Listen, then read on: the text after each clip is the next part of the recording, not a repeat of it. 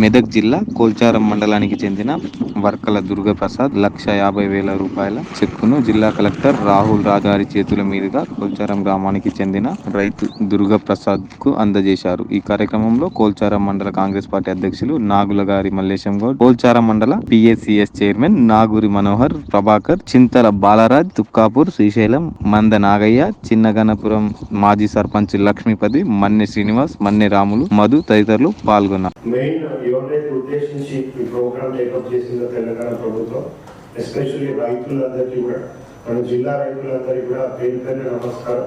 So మనం చూసినట్లయితే ఇంతకుముందు 18 జూలై రోజు మరి తెలంగాణ ప్రభుత్వం చాలా ప్రతిష్టాత్మకంగా ₹1,00,000 లోపు ఎవరెవరైతే అవుట్ స్టాండింగ్ అమౌంట్ ₹1,00,000 లోపు ఉన్నారు, సో వాళ్ళందరికీ కూడా ఒకటే రోజు అంటే హానరబుల్ సీఎం గారు అక్కడ హైదరాబాద్ సెక్రటేరియట్ లో ఇనాగ్రేషన్ చేయగానే అందరి అకౌంట్లలో కూడా అమౌంట్ ఒకటేసారి డిపాజిట్ కావడం జరిగింది.